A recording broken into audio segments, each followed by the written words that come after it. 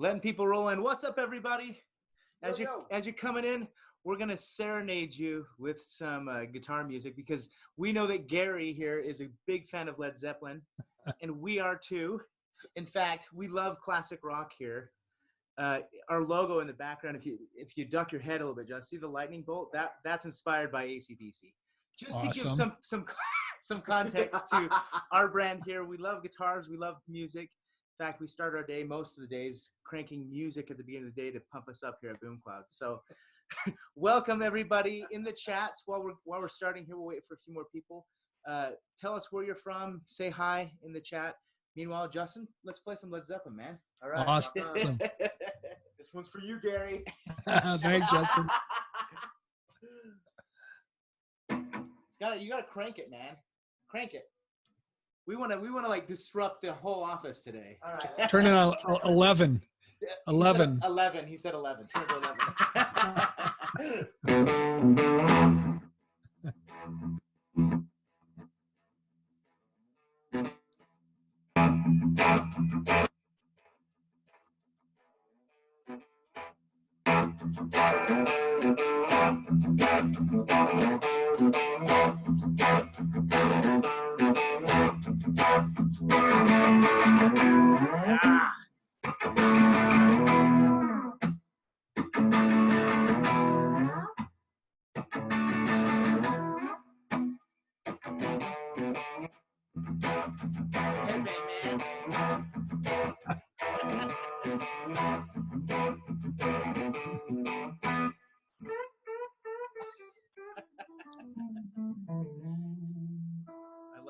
I love it.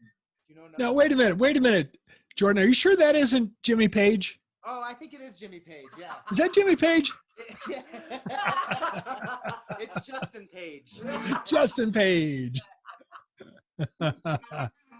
What's up? Awesome. You want to play one more while we're waiting for a few more people to come in? Please. Do another Led Zeppelin song. Let's see. If you can remember all of them. I can't. There's so many good ones.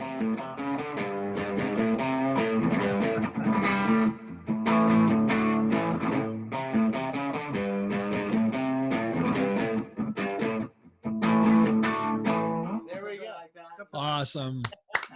All right. Well done, Justin. You can go back and work now. Wait, you are working. I am working. But he is working. He is working.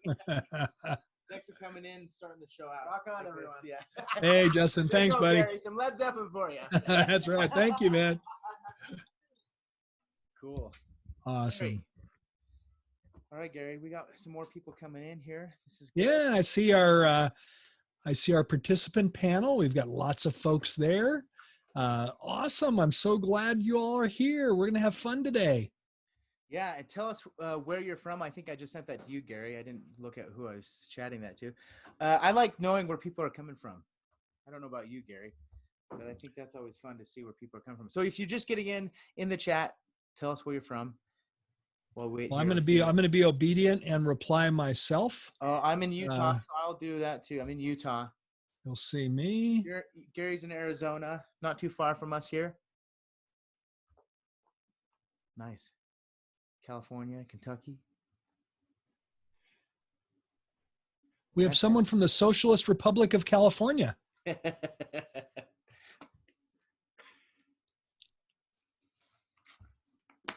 Florida. Hey. Chicago, Arizona. More people from Arizona. Sweet. That's good. I always like to see Utah people. Any Utah people hanging out with us today? No? Where's that Utah pride? Just kidding. May not have Utah people. We're international. We have Ontario, Canada. Here. Oh, nice. Fantastic. We had nice, Linda. Hello. We're Utah. We're in Utah. Salt Lake. Lehigh. Logan up north. All right. Nice. Fantastic.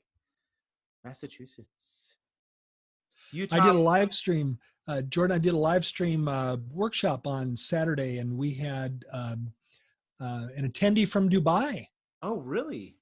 Yeah, the cool thing about live stream is they can be anywhere. Yeah, I did a webinar last week as well, and I think we had somebody from like Indonesia. Very cool. I'm like, whoa, I didn't even know that. Very cool. Yeah. So fantastic, man. Gary, I'm super excited for our discussion today. Well, I share your passion and excitement for this Yes. topic. Thank you. Thank you for having Justin serenade us in. May I provide a little context to that connection? Yes, let's do it. Let's do it. Yeah. So those of you that have attended one of my courses called Dentistry Rocks, and pardon me, Jordan, let's just start out right here that I will go on record as telling you that dentistry still rocks. Yeah. Despite COVID-19, it still rocks. And I just wanted to state that because there are some that are questioning, whether dentistry, is still going to be okay after COVID-19. And Sure. I'm here to share my opinion that the answer is absolutely. And perhaps there's even some opportunity in front of us. And we're going to talk about that today. Absolutely. But in my course, I play a particular rendition of Led Zeppelin's Stairway to Heaven. Now, I don't play it. I love every aspect of music, but I'm not musically inclined myself. However, I can play the radio. And so that's what I play. There we go. There we go. But I play a particular rendition of Led Zeppelin's Stairway to Heaven. It was done in 2012 at the Kennedy Awards Center when 3 remaining band members of Led Zeppelin received the Lifetime Achievement Award. And they put together a tribute band to play their epic song, sure. Stairway to Heaven. And it was Ann and Nancy Wilson from the band Heart. So Ann, awesome. Yeah, Ann on Ann on acoustic guitar, Nancy on vocals. It was the entire Washington, D.C. Philharmonic Orchestra with both wind and string instruments.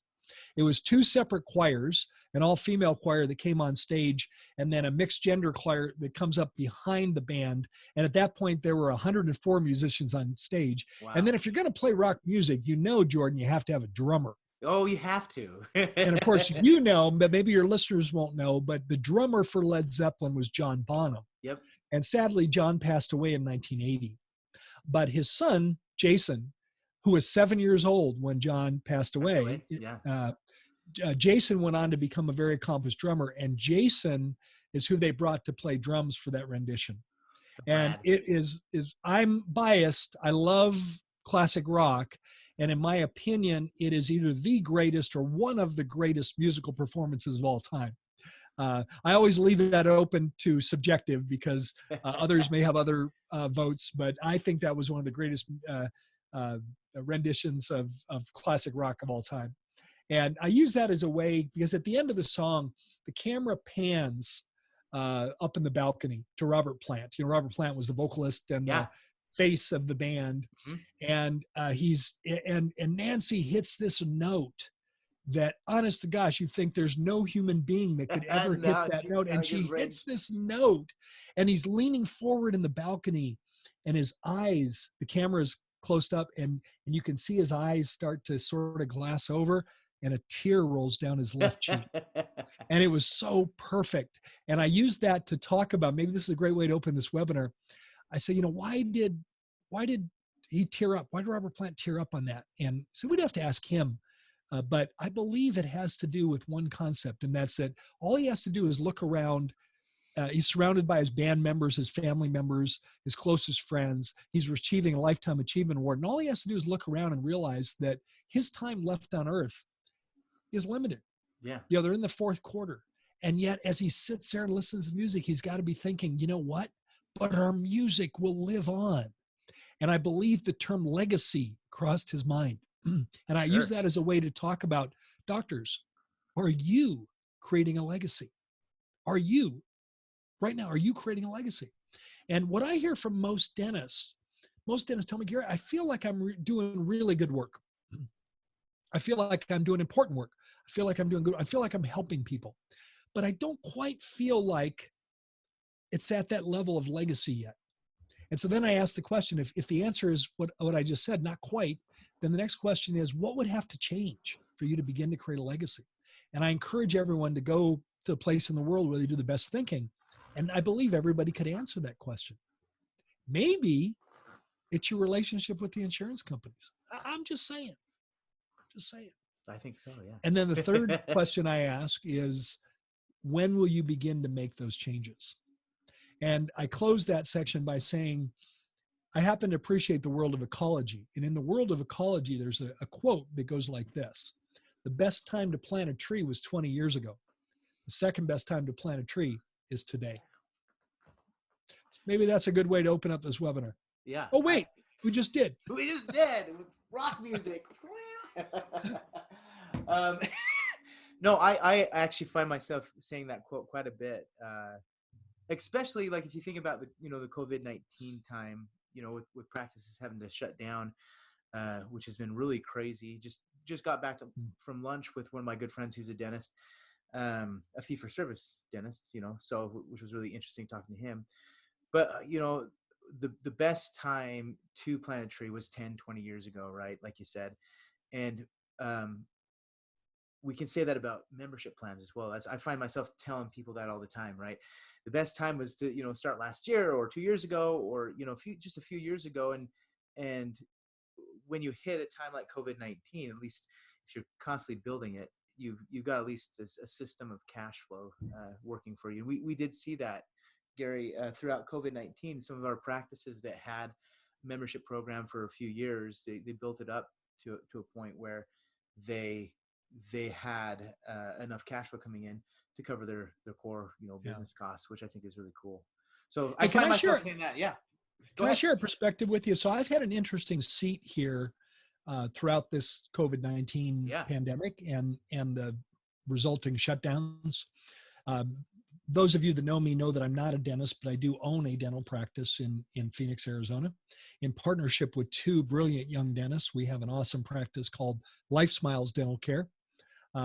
I wanted to own a practice as a coach because I wanted to have a test kitchen. I wanted to have a learning and teaching laboratory where we could apply these.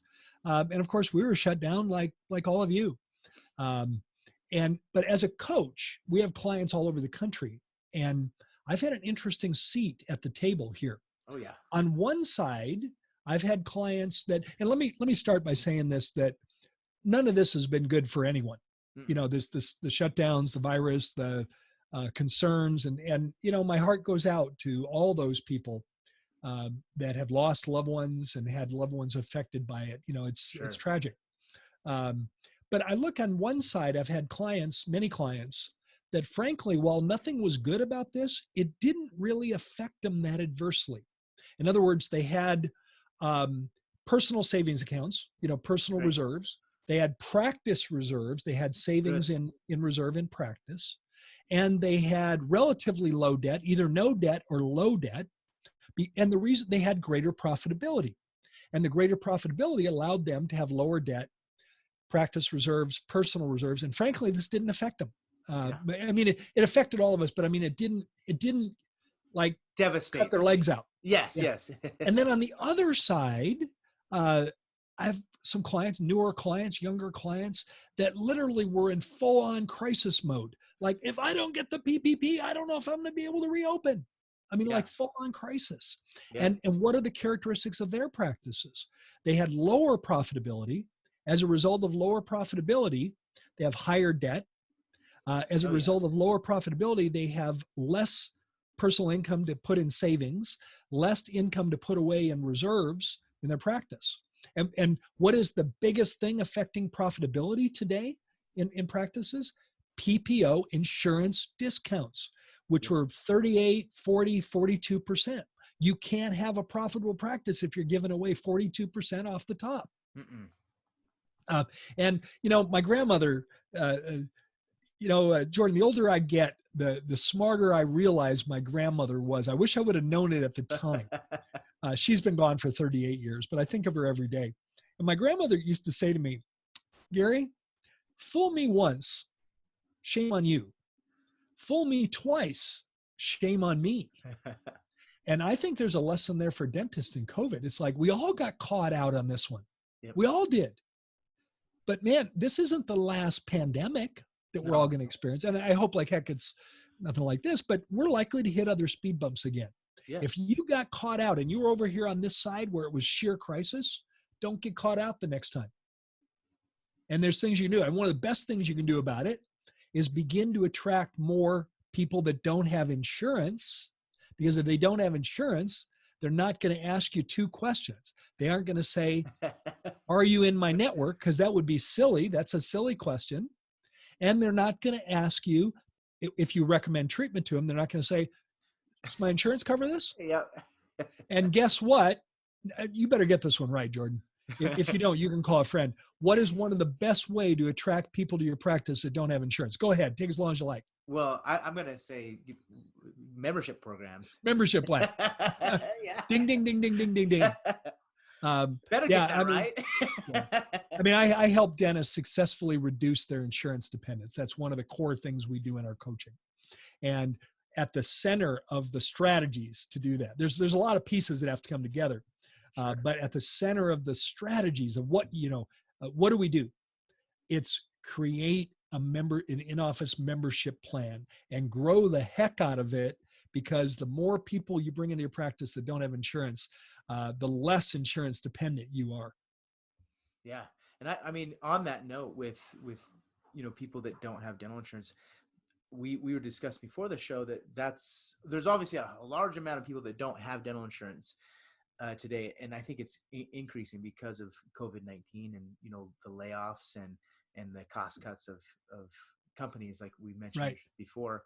And the last article I read, Gary, it stated that about 180 million Americans lack dental insurance. This was a news article that did some research, and I thought that was really interesting. That a lot of our industry, a lot of people are so focused on PPOs, or maybe trapped with PPOs. I don't know if that's a thing, but I found that really interesting, that like half of our nation doesn't have dental insurance. Well, let me. Can I dive into this, Jordan? Let's dive.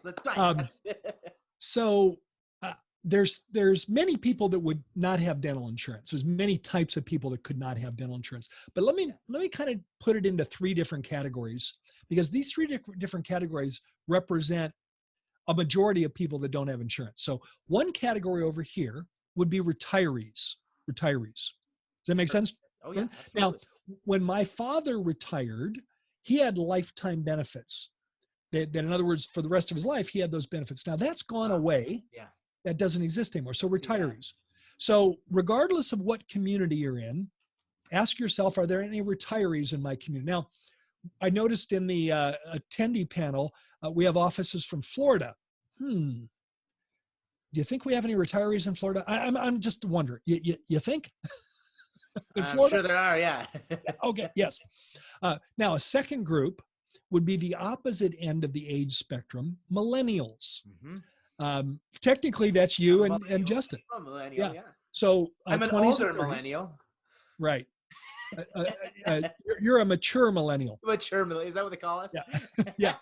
So people in their 20s and 30s, and they just, many of those haven't reached a point in their career yet where they've been able to be provided benefits in their employment. And then there's a third group, and I choose not to go to sign up for insurance because I know what bad deal it is. That's right. What I've been in dentistry for a while, so that's just unique. There's a third group that's kind of a catch-all group, and it includes a lot of different types of people. Let me go through it. There'd be freelancers, independent contractors, people that work from home, which by the way is everyone right now. Uber drivers, Lyft drivers, Etsy shop owners. They call it the gig economy. Yeah. And so totally. before COVID-19, remember way back when, Jordan, when they used to actually have meetings with people at meetings? Remember those? Yeah, I do remember that vaguely, but yeah. I was giving a course in San Jose, and I was sharing this information about people who don't have retires. A doctor came up to me at the break, and he said, Gary, and he was silver-haired. He looked to be maybe in his mid-50s. And he said, Gary, I love this course, man. I don't know if you've noticed, but I've been taking pages and pages of notes. One of the best business courses I've ever taken. Well, wow, thank you. Because the only problem is, he says, I'm in Sunnyvale, and it was a course about reducing insurance dependence. And I said, I can't do this in Sunnyvale. See, we've got all these big employers. We've got Apple, and we've got Microsoft, and we've got Netscape, and we've got named, all the big, tech companies. Yeah. And I said, well, doctor, I actually know quite a bit about Sunnyvale. Do you live in Sunnyvale too? He goes, yeah, I live in Sunnyvale too. I said, I know quite a bit about Sunnyvale. Look, is it okay if I ask you some questions? He said, I can't, I wish I could do this. I just can't do it here. And so I said, doctor, are there any retirees in Sunnyvale? He said, yeah, like I think of my street. He goes, I think half the street, people on my street are retired. So, okay. I said, how about those, because I shared this in the course and I was going back over the 3 groups. I said, how about the millennials? You got any millennials? He goes, yeah, some of them are in the basement of the retirees. He was witty. And he said, no, seriously, there's probably a lot of those. And I said, how about that 3rd group? And all of a sudden his eyes got like this big and he goes, wait a minute. I could do this here, couldn't I? And you know what's interesting about that is Henry Ford had a quote that I truly believe in. And I truly recognize the wisdom of this quote. May I share it with you, Jordan? Let's hear it, man. Believe that you can, believe that you can't. Either way, you're right. That is one of my favorite quotes to say here. And so when I saw his eyes get this big and he said, wait a minute, I can do this here. All of a sudden the light bulb went off. And you know, one of the things that I think affects dentists when they think about staying in network is they think of their practice, which maybe has 80 or 90% of the people in their practice have insurance. Mm-hmm. And the reason for that is it's a self-perpetuating cycle. If the only way you get patients is signing up for insurance, guess what you're going to get more of? More patients who have insurance. And so the world, you know, it's like, you know, I'm trying to think of an analogy. You know, it's like what you're familiar with is your reality. So the reality in his practice was 80 or 90% of his patients have insurance. So I couldn't do that. But if you could say your future doesn't have to be your past, the truth is 80% of your patients today may have insurance. When we bought our practice in May of 2007, we had 34 PPO plans, completely infected with PPO plans. Wow. And 80% of the patients had insurance. Fast forward to today, which is now, 13 years later, only 20% of our patients have insurance. 80% do not. Your future doesn't have to be your past if you start making changes to affect the future. And one of the best things you can do is create a membership plan. Yeah, I agree. When I was actually talking to a dentist the other day that he attended one of my webinars and emailed me directly. And I said, hey, just give me a call. Like, my inbox gets too full. So I gave him a call and he said exactly what you said there was, well, I'm in a smaller town. There's a lot of big companies here and I just can't grow this here.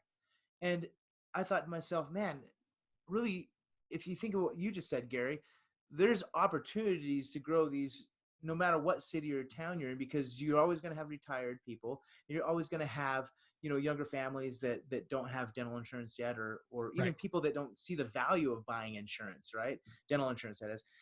And no matter what city or town you're in, whether it's big or small, there's those people are in those cities and towns.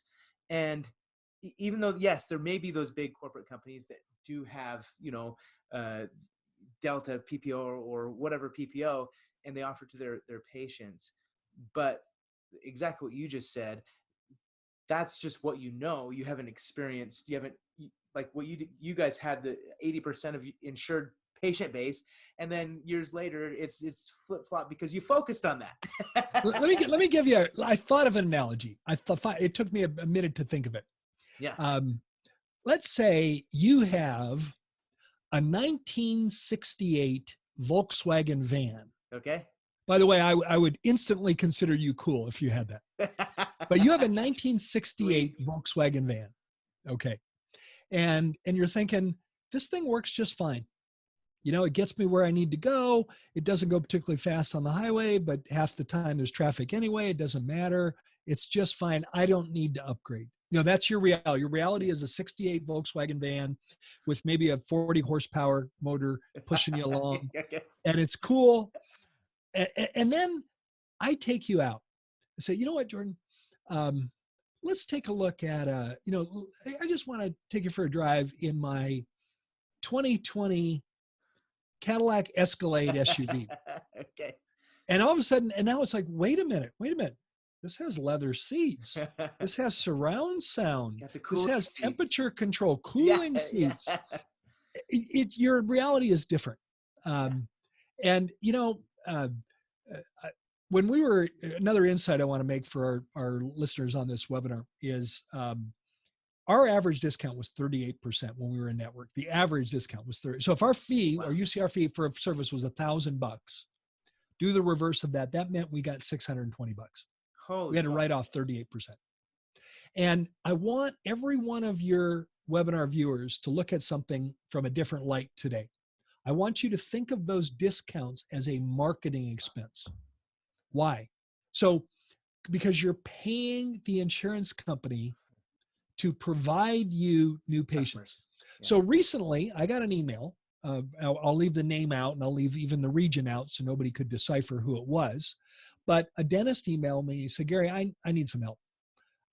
In 2019, we produced $1.5 million. That would be a strong practice, wouldn't you agree? I would agree, yes. And he said, we collected just slightly over $1 million. It was like $1,019,000. Okay. And he said, the difference isn't a collections problem. The $500,000 difference, was my insurance adjustment. So the $1.5 million was my gross production of my usual fees. But we collected $1,019,000. And I said to him, I said, doctor, do you realize you're spending $41,000 a month on marketing? He said, no, Gary, I don't spend anywhere near that. And then I said, we were on a Zoom call like this, because that's what you do these days in Zoom calls, right? And I said, I'm now going to say it differently. I said, doctor, you are spending, in air quotes, $41,000 a month. And all of a sudden he got it. He goes, wait a minute, you're right. Because 41,000 times 12 is $500,000. He was spent. I said, doctor, you could spend a fraction of that on a marketing plan and get a much better result, because those people will be choosing you for reasons other than you're on their insurance. Well, and if you think about it even deeper, Gary, when the analogy of you thinking about it as your marketing is great. It's awesome. When you think about it deeper though, if I pay for a lead and get a customer through marketing, I'm not having to continue to pay for discounts or to keep that customer, right? They're my customer now. They're yours. What insurance does is you're paying for the insurance marketing, we'll call it, and you have to continue paying for that. So it's a horrible marketing it's the gift that keeps dragging you down. Yeah, exactly. Instead of the gift. Well, I've always considered you very, very bright. Can we test it? I mean, we've got a worldwide audience here. You can call a friend on this one. You can call Justin. You better keep the lifeline handy. Yeah. Okay, you ready? Yeah. You ready? Now, true confessions. We didn't talk about this ahead of time, did we? Nope. I'm completely doing this extemporaneously, correct? Yep, you are. Okay, Jordan.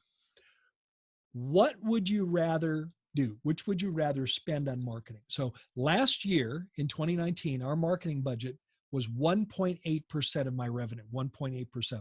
Okay. In 2007, when we bought the practice, it was 38%, because that's what our discount was. What would you rather spend, 38% or 1.8%? Take as long as you like. Go ahead. I'll be here all day. What do you think? 1.8%. Yeah. And, I just love the work that you guys do, because you make it so dang easy. You've got all the granular details that make running a membership plan so easy. Yeah. And so effective. And it's one of the key strategies to successfully reducing insurance dependence. My team, when they talk to a patient about the membership plan, they'll say, if it was you, the patient, they'd say, Jordan, we're family people. We understand budgets. We get it. We wanted to do something for the wonderful people of Phoenix that don't have dental insurance. And let me tell you about our TLC savings plan. We call ours our TLC savings plan. And they share it with them. And it's a no-brainer. It's like, sign me up now. Think about the membership plan. There's no games. No games at all. So what happens if they want to come in, if they do, the annual fee, and they want to come in for their second cleaning 5 months after the first one? What happens? they can get it. There's no Y'all waiting come. periods. Yeah. And I want the clinicians to understand that I know what I'm about to say doesn't make sense clinically, but if they come in today for a hygiene appointment and they want to come in tomorrow, I know that doesn't make sense clinically. Guess what? You're welcome. Yeah. Come on in. You can do it. We provide a savings to them. It applies on any service in our practice. There's no cap. There's no annual limit. There's no claims. We don't file any claims. We just have Which is happy beautiful. patients. You know, yeah, how much admin work goes into filing claims and just insurance management, chasing after the insurance companies. I mean, yeah, it's flat out brilliant. I did some research. I researched, we've helped hundreds of dentists, reduce insurance dependence. And we did some research a couple of years back on what % of a discount to make your membership plan. May I share that? Yeah, let's hear it. And we tested. So, you can have an annual fee, you can have a monthly fee, however you want to do that. And then you usually a membership plan provides some discount, some savings for any service in your practice. And I wanted to know where to set that, because obviously you're kind of trying to balance here. You want to make it attractive enough for someone to sign up, but you want the discount to be as low as possible to impact the practice less. Sure. So we tested 20%, 18%, 15%, 12%, 10%, and 8%. We tested all those. And what we found was that 10% was the sweet spot. In other words, 10% was enough of an incentive for someone to sign up and realize a benefit from it, but lower the impact on the practice. And I'll go on record as telling you, as the business owner, I don't like the 10% discount. Sure. But I like it a heck of a lot better than the 38, 40, 42% discount. Yeah. And it's a great way. And the red tape of insurance. And the red tape. I mean, and it flat out works. It's just a brilliant way to attract people that don't have insurance into your practice. Yeah. So what are some ways? So you had 34 PPOs when you bought Life Smiles, right? Is the practice name? Life Smiles. Yep. You bought the practice. You had 34. Unbeknownst to us, by the way, unbeknownst. Oh, you didn't. No, and true disclosure, the seller didn't. He wasn't fooling us. Sure. He just didn't tell us. Yeah, he probably didn't know. Yeah. Yeah. Well, but we found out fairly quick. I went to the office manager and I said, how many plans are we on? And she said, well, I'm not sure, Gary, but I think maybe 12, maybe 12, something like that. And I actually kind of unpacked it and discovered it was actually 34. And she wasn't ignorant. It was that she didn't realize that when she signed up for Aetna, it roped her into 5 or 6 other plans. PPO leasing, that's what that's called, PPO leasing or something like that. Yeah. And the actual number was 34. It took us 2 years. We didn't do it. We didn't just resign from all of them, overnight. It took us 2 years. And we did one at a time. We started with the smallest one, even though you wanted to start with Delta. Yeah, everyone does. Did I say Delta, or was I just thinking that? You said it, yeah. Oh, I said it. Okay. Yeah. Let's address the 5,000-pound gorilla in the room. Yeah. Delta. We wanted to start with Delta because that would have made the biggest change in our practice, but don't start with the big one. Start with the small one. Our first one had 22 patients. Now, we appreciate every one of our patients. We don't want to lose any of them. But let's face it, if we nosedive, if we do a face plant and aren't successful with this, it was 22 patients. And so what we did is we built our momentum to the point where by the time we got to the big ones, my team was highly skilled at this. Yeah. Highly, just really had it wired. Well, I would imagine that this would take some verbal skills to master with your team, your front office team, on how you talk about being out of network. I would imagine that's a big core piece of that. Was that true for you guys? I don't know. This is what I've heard. But I'm not you the think? Yeah. You think?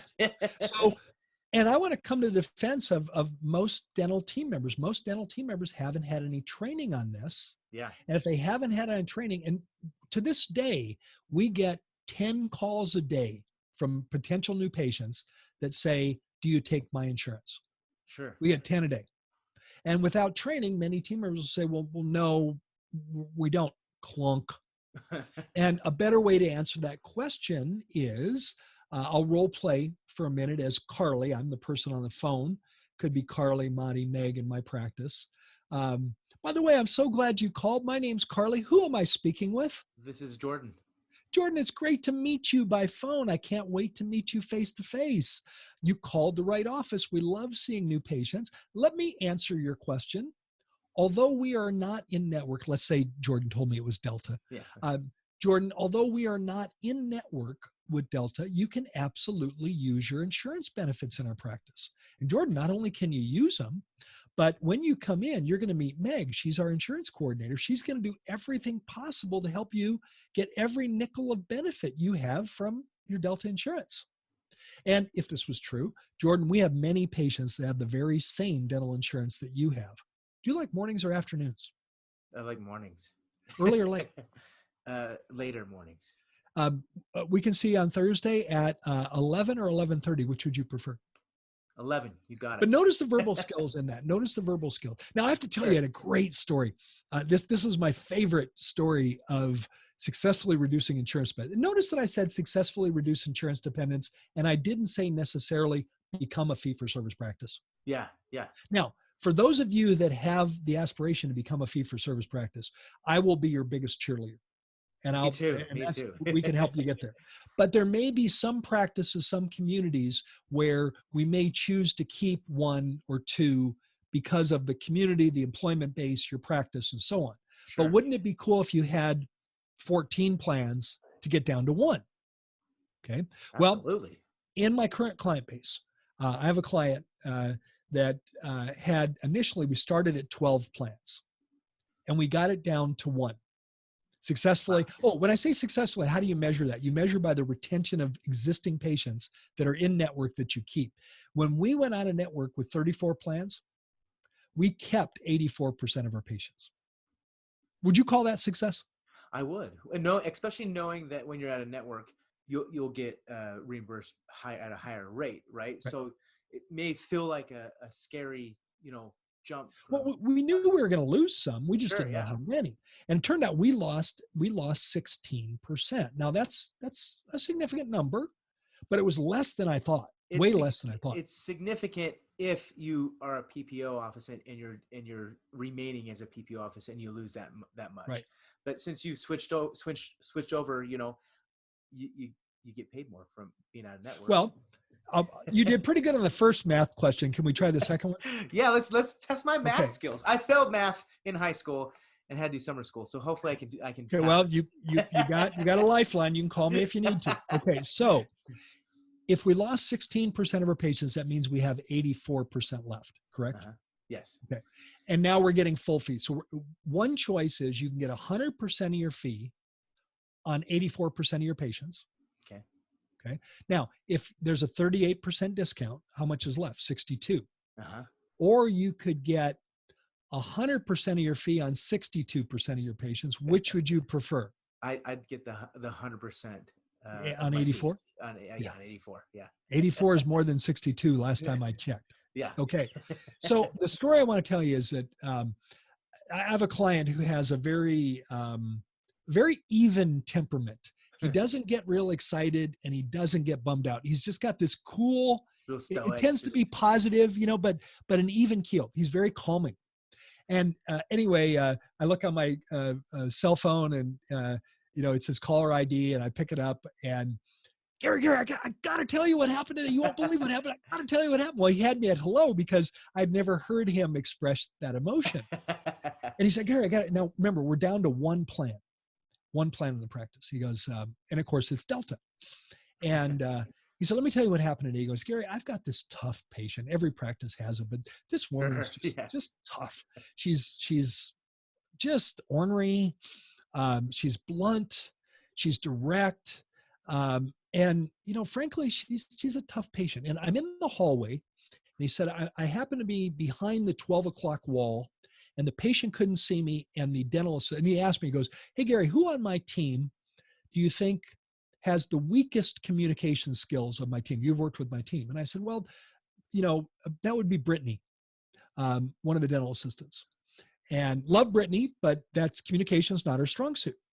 And he said, well, of course, Brittany's in the room with this tough patient. The patient turns to Brittany and says, how come you're not taking my insurance anymore?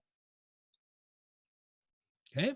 And my client said, I almost jumped in the room to rescue her because I'm thinking, of all the patients to ask this question, this one is going to be tough. And he said, I resisted the urge. He said, I decided to just hang out, listen to what Brittany said. And he said, frankly, he goes, I'm not embarrassed to say, if she nosedive, fell flat on her face, and the patient left, I was fine with that. She was a pain in the you know what. So he said, I kind of secretly thought, go away. I don't want you. And Brittany says to the patient, that wasn't her name, Cheryl, but I'll use her name as Cheryl. Brittany said, Cheryl, first of all, every single patient is important to us. You, Cheryl, are important to us as a patient. However, we've determined if we were to continue to stay in network, we simply couldn't take care of you the way our doctor demands. He will never compromise your care in any way. He takes care of patients, and we all take care of patients like it was a family member or a loved one, and that's how we take care of you. And doctor determined that if we were to continue to stay in network, we couldn't do that. So we made the difficult decision of going out of network. However, you can still come to us. You can still use your insurance benefits. We will still advocate you to help you get every nickel of benefit that you have. And this tough, kind of blunt, surly patient said, okay. My client couldn't wait to call me to say, Gary, if my weakest communicator can have that level of communication with a patient, we are going full Monty. We're getting rid of all of these insurance plans because I know we'll be successful doing that. And I love that story.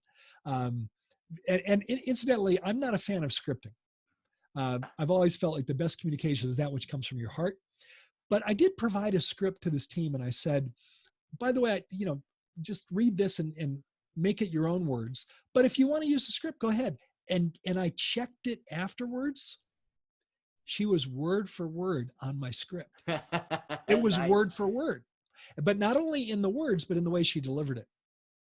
And so I share that story because, yes, communication is very important.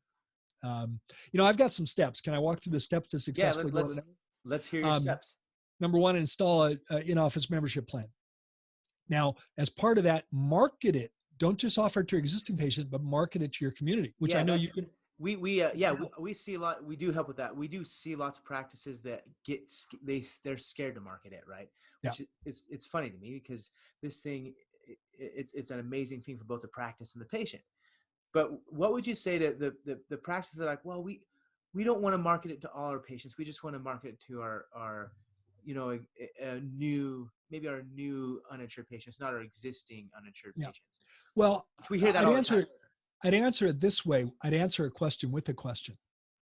How do you feel when your cell phone company offers you a new customer a brand new $1,000 iPhone 10 to a new customer for free? Yeah. But if you're an existing customer that's been paying them for years, that's going to be $1,000, please. Yeah. How do you feel? I feel like I'm not taken care of as a customer, a loyal customer even. Yeah. You know what I do? I quit and then just sign back up as a new client. That works too. But no, I actually say, and you know what? Every cell phone company will do this. Sure. So wait a minute. Look on the record. It's in your computer. How long have I been a customer? Can you offer me the same deal that you're going to offer to a new client? And every time they say yes. But I think you should do that instead of making someone fight for it. Just offer it. Yeah, I think I love that analogy. That was perfect. I may take that from you now. You're welcome. I'll give you credit. But I think that's really important to think about when we teach people about membership programs.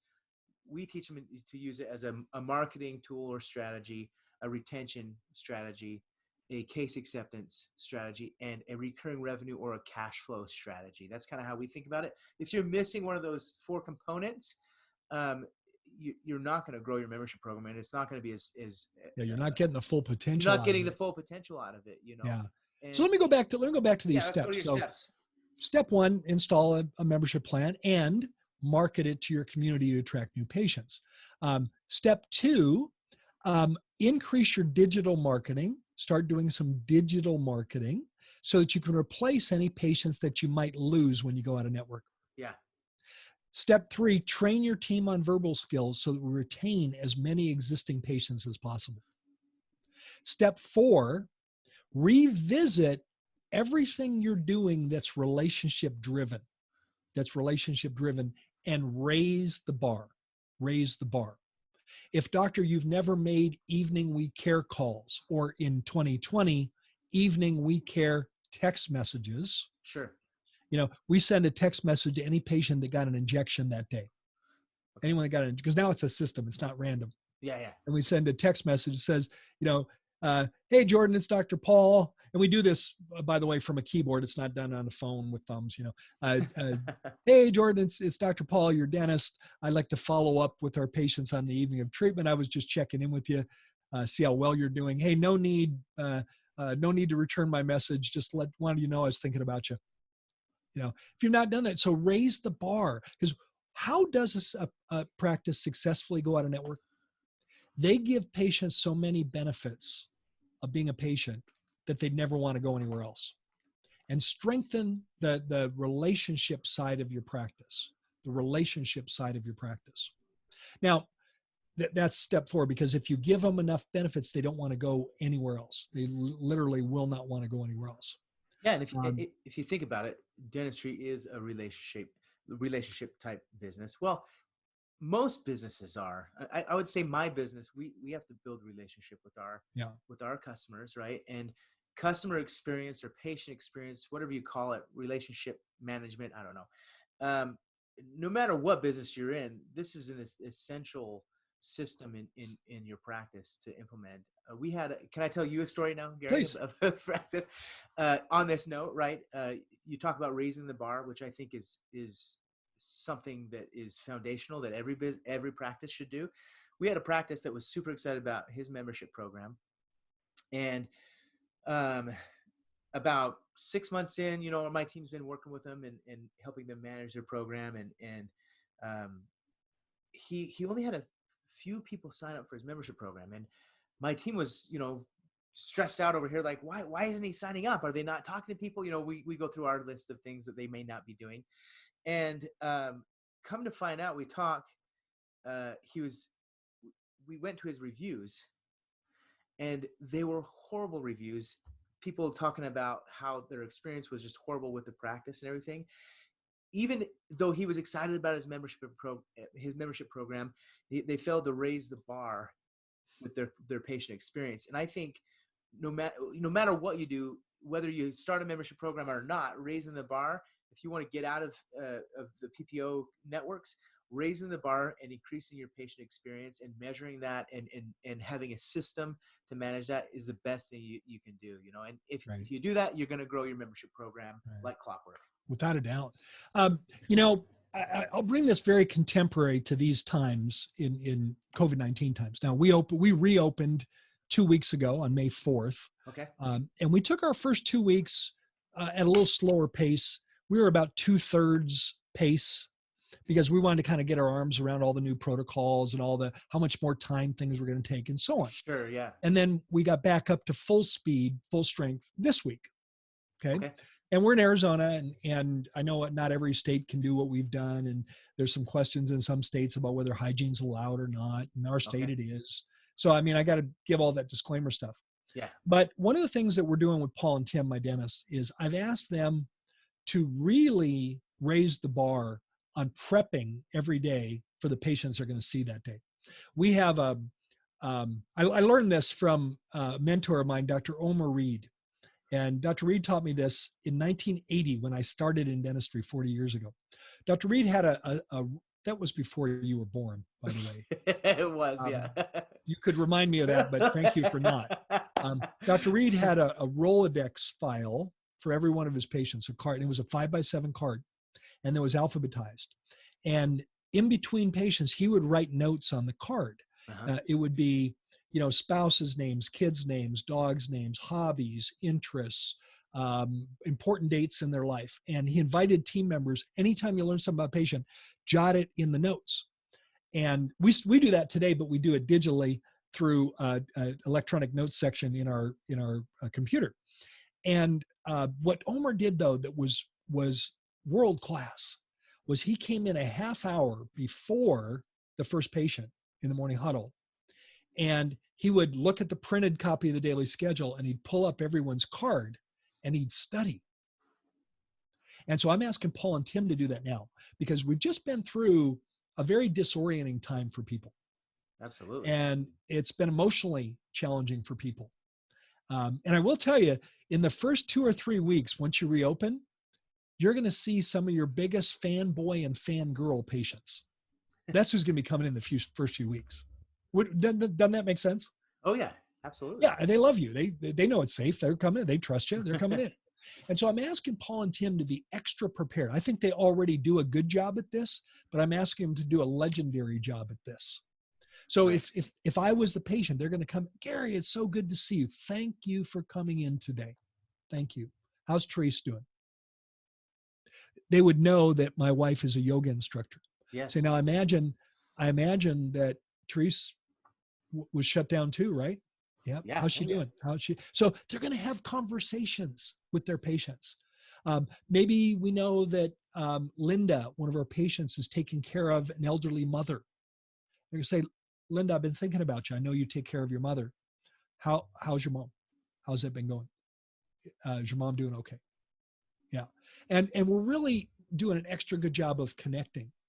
And one of the cool things, I'll tie this back to a membership plan. One of the coolest things you can do with a membership plan is you can offer it to small and mid-sized businesses in your community to bring in groups of patients. Let me tell you where I call that leverage sales. Oh, sorry.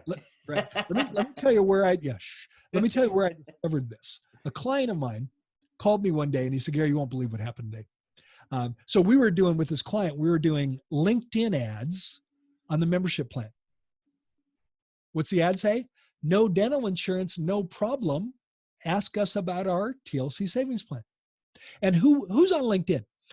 Executives, business owners, and people looking for jobs. Yeah. Kind of executive level jobs. Sure. So I thought the ad was going to go to people looking for executive level jobs. That's what, because they don't, if you don't have a job, guess what you don't have? Dental insurance. Dental insurance. No. So this guy sends a private LinkedIn message to my client and said, hey, you don't know me, but I own a business 2 miles from your dental office. Can we set up a call? I'm interested in your membership plan. And so my client set up a call. And in the call, the guy, I want you to hear what he said, Jordan. I want you to listen very carefully. He said, hey, doctor, I went on your website. I saw your address. My business is located 2 miles from your dental office. 2 miles. And then he said, and I just have a small business. I only have 100 employees. Only. Small business, yeah. Oh. It's a lot of patients. Oh, poor guy. I mean, he was apologizing about having only 100. And so I said, that's great. He goes, well, my business is very competitive. I always try to attract and keep the best team. And I thought about offering dental insurance, and I looked into it and discovered that it's a horrible deal. Like, it was going to cost me $700 a year for every patient, and they get these lousy benefits. And I saw your membership plan. His membership plan was $297 a year. He said, as I understand the membership plan, I pay the $297 a year. That means they get 2 cleanings, exams, and x-rays. Is that right? And then my understanding is you offer a 10% savings on any service. So that means the patient can get 10% off on any service, right? Mm-hmm. He goes, here's kind of what I'm thinking. I'll provide the cleaning, exams, x-rays for them under the membership. And then if they need anything, they'll pay for it themselves, but they'll get a 10% discount. Is that how it works? And guess what the doctor said? Yeah, that's exactly how it works. And he said, can I sign up my 100 employees now? and my client literally said, he got a sense of humor. He says, I thought it was like a trick question. It's like, is Ashton Kutcher here? Am I getting punked? And it was like, sure, doc. Sure, business owner, you could do that. And literally he wired $29,700 into his account that afternoon. So Not a here's bad payday, and that's hopefully recurring. right. 100 patients now coming in. Now, let me fast forward and tie these things together. So doctors, if you're listening to this, I want you right now, without looking at your computer, make a list, just write down analog on a piece of paper, write down 15 patients you know in your practice who own a small or mid-time business. Write them down right now. And if you can't do that, I'm not being judgmental, but if you can't do that by memory, you may not have as strong a relationship-driven practice as you think. So you may want to strengthen that. Fantastic. Yeah. I'm without judgment. Yeah. But if you can write down 50, and I made up 50, maybe it's 12, maybe it's 10, but if you can't write down a list of people that you know own businesses, then we may not be, maybe we've gotten too busy. Maybe we're the hamster on the treadmill. Yeah. Maybe it's time to not be the hamster on the treadmill anymore. I'm just saying. Yeah, no, I love that. I think that's a great exercise to do, because especially what I was going to I was interrupting you. I attracting small business owners and their employees, I call that leverage sales. I'll use the sales word. I know a lot of people say not to use it in dentistry, but sure, sales. But that's leverage sales. You know, you talk to one person and you get many signups, right? Or many patients in this case.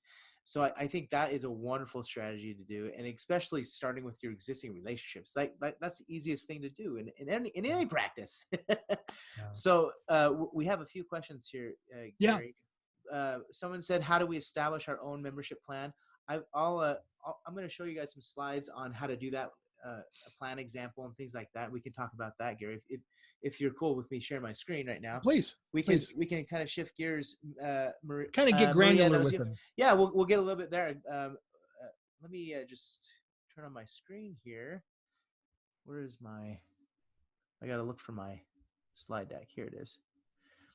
Okay, so you can see my screen now, Gary? Yeah, looks great. Okay, I'm going to fast forward a few things here. We talk about what a membership program is based off of. I think anyone who has Amazon Prime should understand what a membership program is. But if you don't, a membership program is an alternative to dental insurance managed by your practice, where patients pay an automated monthly or yearly fee, like Gary and I have been talking about. And I bet you, Gary, if we get everyone in the chat right now, who has Amazon Prime on the chat? I would, if you have Amazon Prime on the chat, say I. In chat. Let's gauge the audience here, Gary. I think this is, where's my chat? I got to pull it up here. If you have Amazon Prime, say I in the chat. I have Amazon. Gary, I'm guessing you have Amazon?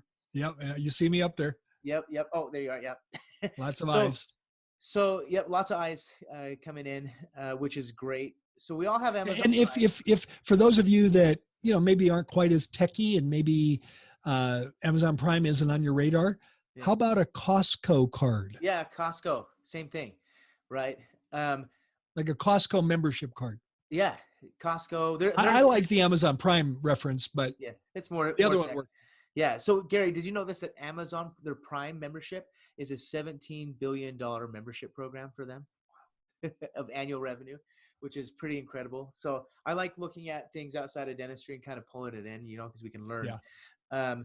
So for those that said that you had a membership program, put me in the chat if you realize that you started spending more with Amazon after you became a Prime member. Put me in the chat if you became if you started spending more with Prime. I'm guilty of this. I think I get a package every day on my doorstep, Gary. So awesome. We're seeing lots of me's come in, starting to trickle in here. So that's the concept of a membership program. The same thing will happen with your practice with your patients, where they end up subscribing to you and saying yes more to treatment, or spending more with you, right? Or enhancing their smile, whatever way you want to say it. That's my analogy there. Just so people understand the concept there, we'll talk about that. So Gary, this is a common plan that we see out there. I'm sure. I mean, there's a variety of plans, and very similar to what I recommend. What you're doing? Okay, yeah, perfect. So this is what we're seeing out there for those that are really interested in the details of this. A membership program, you can charge a yearly or monthly fee to your patients. I recommend offering both. because they both have their pros and cons, more pros and cons for both. But if you look at this list here with the red check marks, this is the list of the most common benefits offered in a membership plan. Obviously, if you don't offer Invisalign, you may take that off and offer something else, right? Or there's small tweaks, right? And the cool thing about monthly is you get enough subscribers, and every month you got cash flow coming in, which I love cash flow. Gary, I managed my dad's dental lab in the middle of the recession, and cash flow was a very challenging thing there. And I think I developed like a passion for cash flow. Cash flow's king. Which makes me sound like a very boring person, I guess. I don't know. Yep. That's why I have to have guitars, play when we rock out here. I'm teasing. Yeah. This is what a membership program looks like. I recommend offering a yearly and a monthly program. Some of the benefits that I would encourage people to do, Gary, and I'm sure you would agree, is make sure you have an agreement. We call them retainer agreements here. Yeah. At BoomCloud, which I think is wise to have, especially if you're doing a yearly or a monthly plan. You want to make sure you have an agreement state that it's yearly, but they're paying monthly, right? Another thing that you could do is if you have a monthly or yearly plan, is collect through ACH, which I think is really, really powerful and very stable form of automated collection method, I guess is what I call it. It's automated. It doesn't require them doing anything. Yeah, which you want to make it simple and easy. There's a book, Gary, in the technology realm, in the tech realm. The book is called "Don't Make Me Think." Right. So in dentistry, we're gonna say this though to with the patient: don't make the patient work. Right. So make it super easy for them to sign up and automate all their payments. Don't make them think about sending you a check in the mail or coming in and paying. Right. Don't make them work. Let's just say that. Yep. Okay, so I'm going to show you guys some, I want to talk about this book because this is one of my favorite books. And Gary, this book, this inspired me to create BoomCloud to help practices create recurring revenue through a membership plan. It's called Automatic Customer. One of my favorite business books, very short read. So if you don't want to spend too much time reading, this is good. It talks about subscription revenue and how to create it in any industry. In dentistry, you can do that through a membership program. And the beautiful thing about recurring revenue or subscription revenue is that it's the holy grail of business revenue, but it also increases the value of your practice. It allows you to sleep better at night as a practice owner. I know, Gary, when I managed my dad's dental lab, we had some rough nights because we were always worried about cash flow, especially during the recession. That was a really challenging time to run a lab. And I wished at that time we had some form of automatic recurring revenue. And I'm sure many people during at least the COVID-19 calamity are wishing they had something like that. And in a few slides, Gary, we'll show some case studies of some practices and what they've done with their membership program with BoomCloud. This is one of my favorite quotes from the book, The Automatic Customer. One of the best parts about creating an automatic customer through subscriptions is that you insulate yourself from the worst part of a potential recession. So this is a quote from the book. I remember reading that the first time, and I fell in love with this business model, not only for myself, but for dentistry as well. And I think this is something that every practice owner should implement and really, especially after COVID-19, this is so fresh. This is so fresh on our mind. Have a cash flow strategy, right? And this is it, right? We talked about some of these things here, Gary. I'm gonna go just so you guys don't have to see my screen here a million times. I'm gonna go to some of these case studies here of practices that have membership programs that have been really successful, and what they look like during COVID-19. And obviously how they're going to move forward. So this practice here. Goodness, I got all these pop-ups from Zoom, so I got to move it. I can't see all my screens here. Love your dashboard. Thank you. This is the BoomCloud dashboard. So for those of you that don't know who I am, I'm Jordan Comstock. I'm the founder and CEO of BoomCloud, which helps. It's a software technology that helps practices create, organize, and automate dental membership plans. But if we look at this is a practice dashboard here. This is about a month and a half in, Gary. These guys had a membership. They did not have a membership program prior to talking with my team. And in a month and a half, they signed up 91 members. And do you know how they did that, Gary? I'm sure you know. You Please. have a membership program. They reached out to all their existing uninsured patients and told them about all the benefits that they're going to Yep. receive by joining, right? Especially if those patients needed treatment, but they didn't have the insurance, right, to help them. To help them. Right. So within a month and a half, this practice saw just under $30,000 in annual recurring revenue and $2,000, a little over $2,000 in monthly recurring revenue. That's just a month and a half in. Now, if you think about this, the most beautiful thing about recurring revenue is that it compounds. It gets bigger and it gets better over time, right? It's like a fine wine. Right. So this keeps getting better. This is a practice 8 months in. They launched their membership program, and they have 440 active membership patients, which resulted in $12,519 in monthly automatic recurring revenue, or just above $150,000 in yearly recurring revenue, which is pretty fascinating. So we talk about, raising the bar to your practice. A membership program raises the bar for your cash flow strategies. What I'll kind of throw my 2 cents in there, Gary. Sure. Raises the bar for your cash flow strategy. At the same time, it gives your benefits to your patients, which it's a win-win. Insurance is a win-lose. Let's just say that. Let's just be upfront with it, right? It's a win-lose. And I think membership plans is a win-win.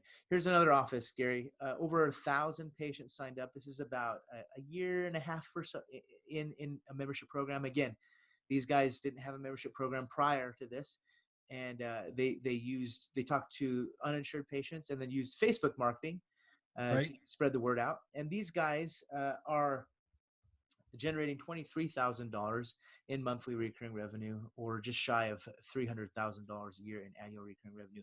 Keep in mind that these are just membership fees. This is not treatment. Right. Treatment is an added bonus. That's like the meat and potatoes, right? This is the cash flow foundation, we can call it. And then where you really increase your revenue is through the case acceptance with patients on the membership plans. And we actually did we looked at some stats, Gary, across the United States, and we found that patients who became members ended up spending 2 to 3.5 times more with that practice after they became a member of their membership program. It's one of your best case presentation tools. Yeah, like in our case, our savings is 10%. Yeah. On any treatment, we tell them the dollar amount that they'll save by being a member. So if the treatment is $1,000, we say, hey, Jordan, you're a member of our TLC savings plan. You will save $100. Now, I prefer to give them the dollar amount instead of say 10%, because unless they're a math person, they might not fully get the 10%. But absolutely, when I say you save $100, like, wow. And it's maybe one of your best case acceptance tools you have. Yeah, I think so too, and that's what we're seeing talking to these practices. That's exactly what they're seeing as well. This last practice, we'll show this here. They have just under 2,000 active members of the program. Wow, look at that! Yeah, this is pretty cool. And just shy of $40,000 a month automatically coming in, $450,000 in annual recurring revenue. Now, let's keep in mind that these guys had this revenue during COVID-19. It automatically came in, and we spoke to this office directly, and the one with 23,000. These guys were not worried about getting the PPP loan. They had enough cash flow at least to cover their costs, to run their business and to maintain some of their employees. And I think this is a very powerful concept that we should learn from dentistry. Is cash flow is king, like you said, Gary. And no matter you talk to business experts in any industry, and cash flow is always king. And I learned this when I managed the dental lab. We followed the trend of dentistry. There's Sucktember, everyone calls it, right? I think everybody calls it September, right? And that's not a good year, right? That's not a COVID-19 year, we'll call it. Yeah. There's feast and famine months, and it may not be as famine or may not be as feasts, for some. But you can say that there's ups and downs, right? by creating a membership program, it creates a solid business cash flow foundation for your Right. practice. And I think that's why I'm so obsessed with these programs and helping As you should be. practices. Yeah, I just love this stuff. I think it's super fun to educate practice owners on this, and I'm passionate about what I do. It's super fun. So that is some quick case studies to show people what they can achieve with the membership program. This last one, I didn't say the time frame, but they were about 2 years in with their membership program, and they use direct mail marketing in this particular practice to get the word out. And they targeted like 55 and up communities with their direct mail campaigns. And again, that would tie into the group that, the retirees that don't have insurance. Yes. And that's the biggest market. In fact, here's a interesting fact. I was talking to an insurance company the other day. They called me, right? I won't say their name because you never know. But they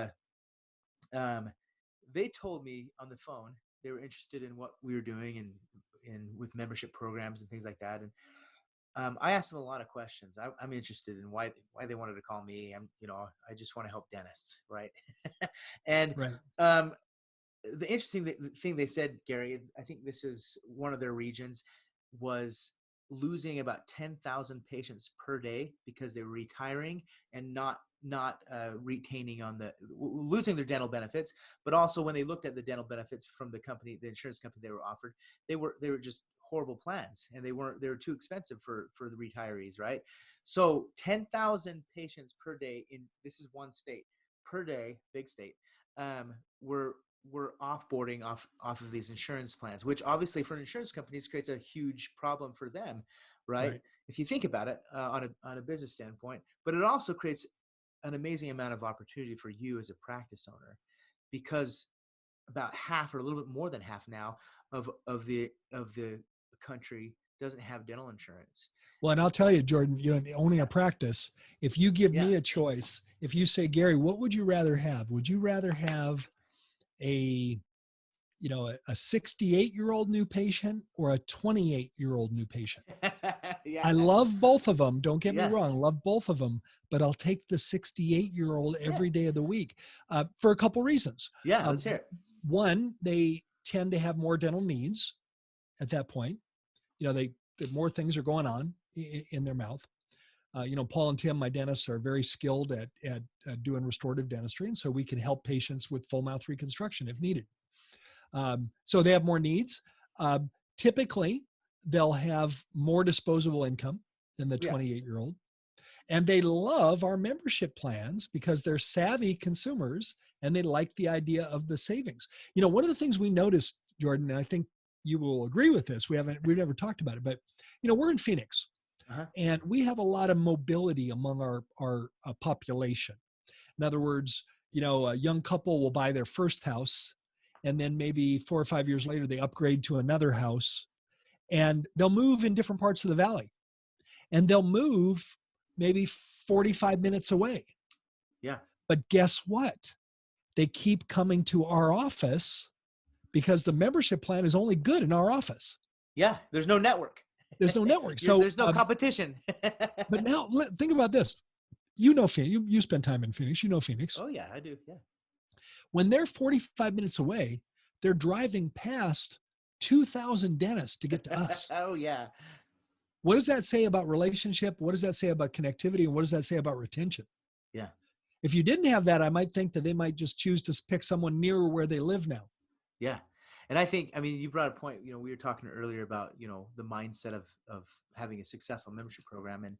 And part of that is creating a retention or a loyalty strategy, right? Right. This is my diagram on this. But I think no matter what business you're in, and again, I'm always thinking inside and outside of dentistry because I've been in both, right? And right. The interesting thing is, no matter what business you run, a loyalty strategy is necessary, creating some type of incentive to be loyal, right? And I think a membership program does a fantastic job of that in dentistry, in regards to loyalty and even, retention, or I said retention, but case acceptance as well. There's lots of cool things there. So, and again, to bring this back kind of to contemporary times, I don't have a crystal ball. I wish I did. But if I did have a crystal ball, my crystal ball says that fewer and fewer companies are going to be providing dental insurance benefits in the future than now. And I think this universe is only going to be expanding. And I'll share one more thought, and maybe as we kind of start to come to kind of a finish line to start to put a ribbon on this. I think we have an opportunity. I think COVID-19 has delivered an opportunity to all of us communicatively that may represent a blessing in disguise. Can I try this on for you, Jordan? Yeah, let's hear it. So not right now, May 20th, but imagine the fall.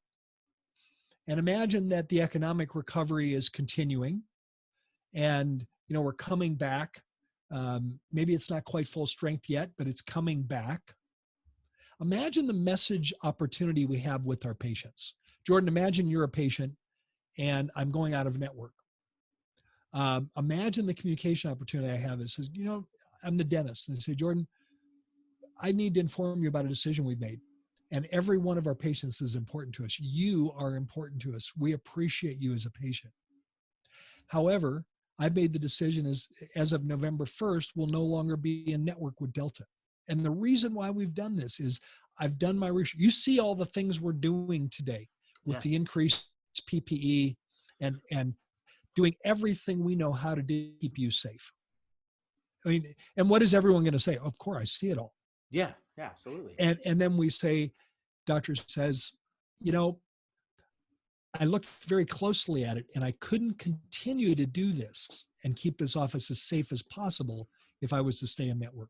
So I made the difficult decision to go out of network so we can always promise that this environment will be as safe as it possibly can be. I'll never compromise it in any way. We'll treat you like family members. And it's my fondest hope. Now, here's the good news. You can still come here. After November 1st, you can still come here.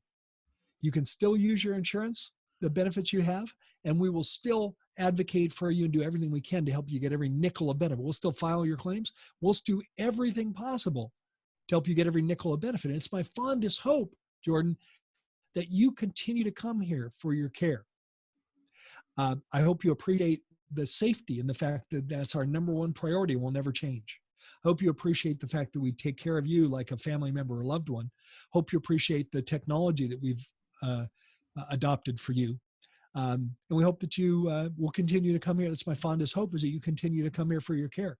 I don't know that we're ever going to have a better opportunity that the public will understand point blank with this opportunity.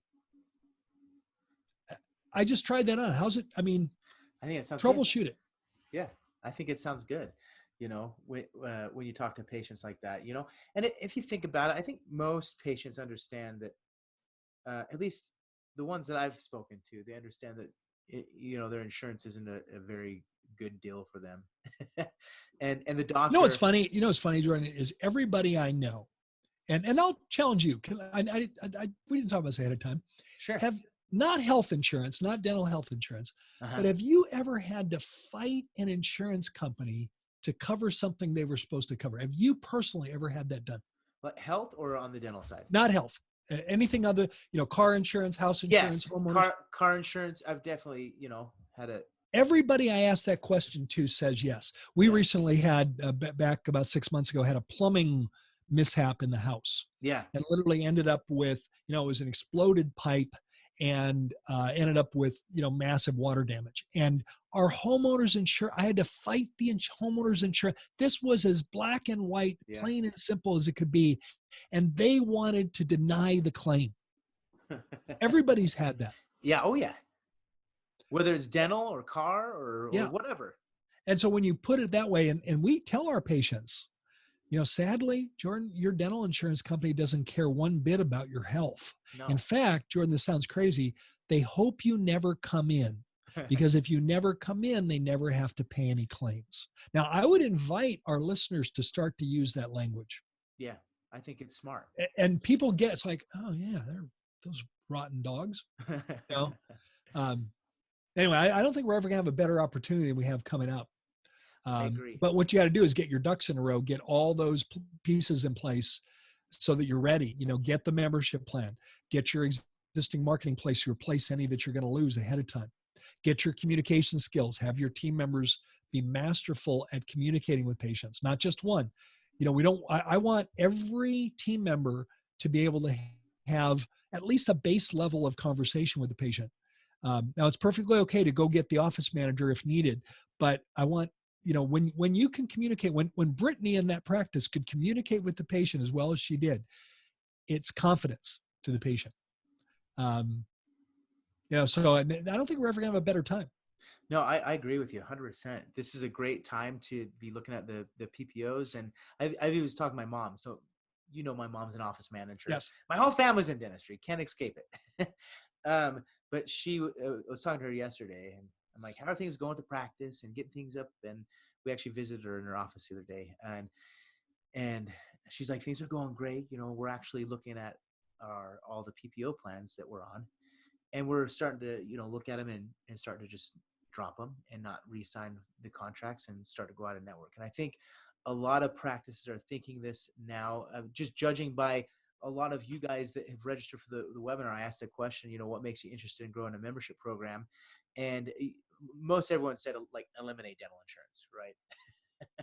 Kill dental insurance, right? There's a lot of funny answers in there too, which I think is the best time right now. And if you think about it right now, Gary, right now there's also lots of great marketing opportunities right now that are maybe low cost or free for practices because of COVID-19.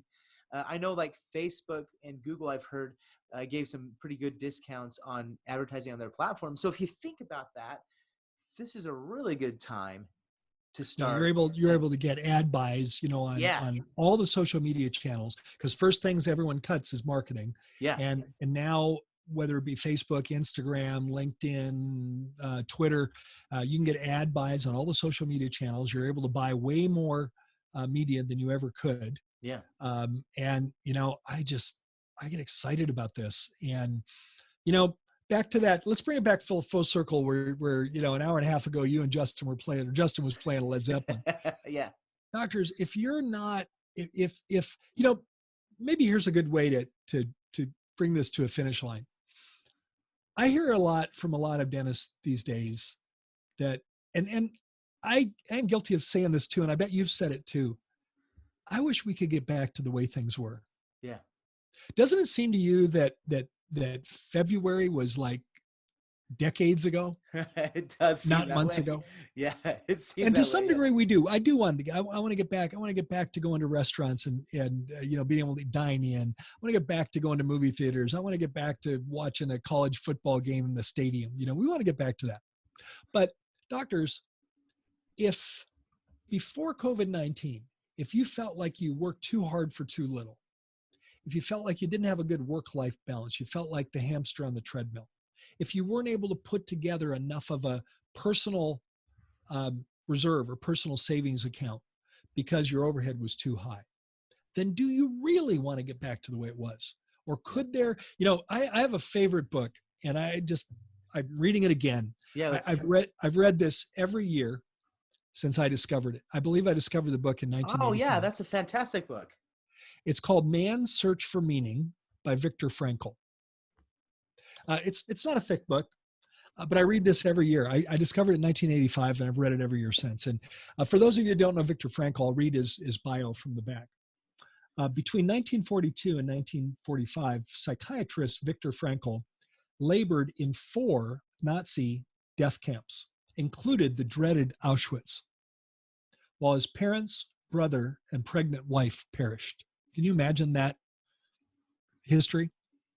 And he says, Frankl argues that we cannot avoid suffering, but we cannot avoid suffering, but we can choose how to cope with it, find meaning in it, and move forward with renewed purpose. Let me read that last part again. Frankl argues that we cannot avoid suffering, but we can choose how to cope with it, find meaning in it, and move forward with renewed purpose. I think COVID-19 could be the inspiration for the renewed purpose for a whole group of dentists that want to live a life where they're creating a legacy. I agree. That's a great way to end our our conversation here. Fantastic. Hey, this book is amazing. I've shared this with so many clients, and all my clients have said, I love this book because it literally, in a very quick read, tells you everything you need to know. So, man, take advantage of that book. Go get the free ebook. It's free. Read it. It's awesome. Awesome, Gary. This has been super fun. Oh, Hanging my out with you. pleasure. This is. I hope everyone got value out of this. I would imagine so, because every time I talk with you, Gary, I feel like I gain lots of value. So, Oh, my pleasure. Gary, your website is thrivingdentist.com. Thrivingdentist.com. I produce 2 podcasts.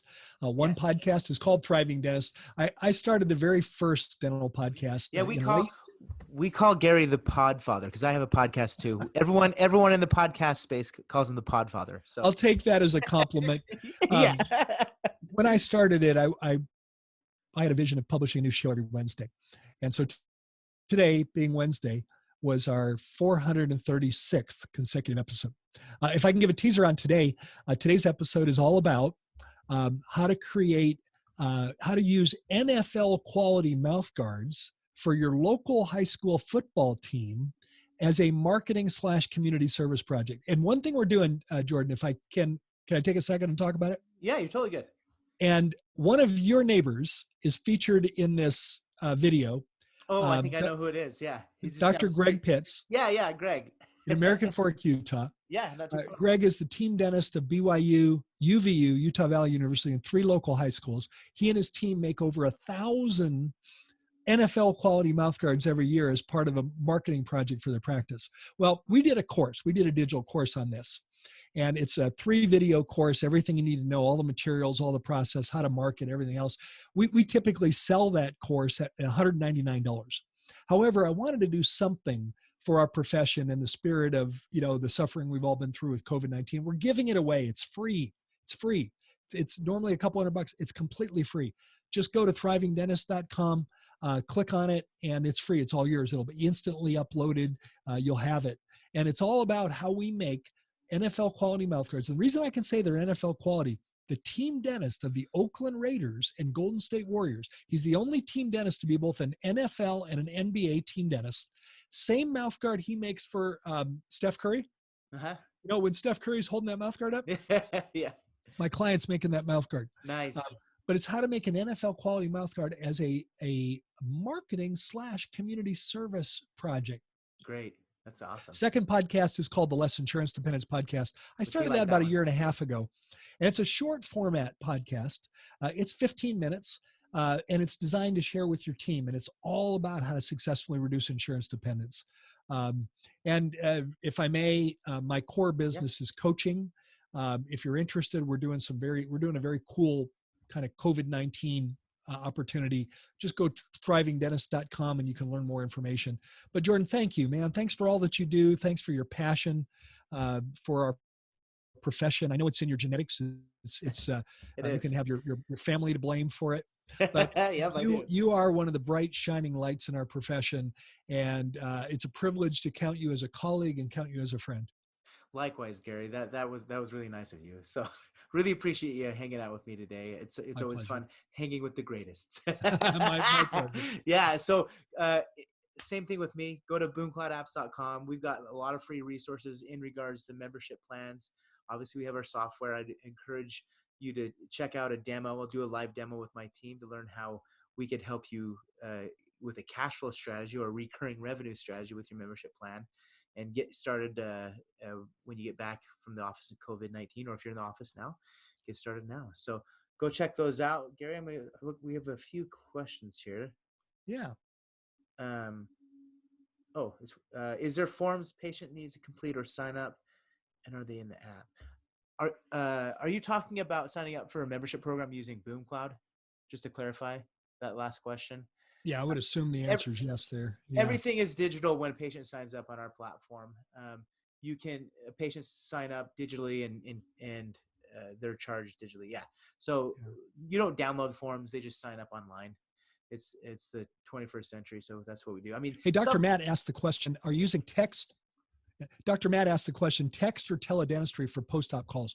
Oh, that's a great question. Great question. And I have an opinion about this. I don't think teledentistry really exists. In other words, there's no way to remotely do dentistry. Sure. But what I believe Matt is asking about is virtual consults, virtual connection. Sure, yeah. So we're virtual consults, and virtual consults are a great way to connect with people. Yeah. We're finding that most people appreciate text message because it's so easy and quick. Yeah. But use the medium that the patient would most appreciate. It might be an older person that might appreciate a phone call. Yeah. So it could be phone, it could be text, or it could be like a virtual console. Imagine like, the video app we have on our phones, but kind of a little more powerful version of that. So we can do virtual consults with them. How do they do if you, obviously this is just me now thinking with virtual consults, like obviously if you're looking at, the mouth, it's dark in there. So what, they just turn their flashlight on? So no, actually what we're doing is, now we were open the whole time. We could only do emergency care. Uh-huh. And we didn't have our virtual consult app yet then, but we were just having patients take their phone and show us in the mouth. And the lighting is bad, but we could determine whether it was emergency or not based on what they were saying. But here's what we're using the virtual consults for. Let's say, we have a patient that, because we take a set of 6 digital photos for them, and we say that, George, there's a lot of things kind of going on in your mouth. I'd love an opportunity to sit down and talk with you about how we could prevent the problems. And we could do that 2 ways. You can come in and we could do it face-to-face, or we could do it virtually through a virtual consult. You could be at home. You could be sitting in, we have all the records right here. So now we have all the records in the office. Uh-huh. And then we follow up with them when they're at home. And we do that for one important reason, is that you and I are comfortable with the dental office because it's our universe. It's in our blood, yeah. But most patients aren't. Yeah. So where is George going to be more comfortable? Sitting in his recliner or sitting in your operatory? He's going to be more comfortable. There's in our nervous system, we've got the sympathetic nervous system, which is characterized as fight or flight, or we've got our parasympathetic nervous system, which is characterized as rest and digest. And every patient on the planet in your office is going to be in fight or flight subconsciously because they're fearful in your office, or it's just not their familiar space.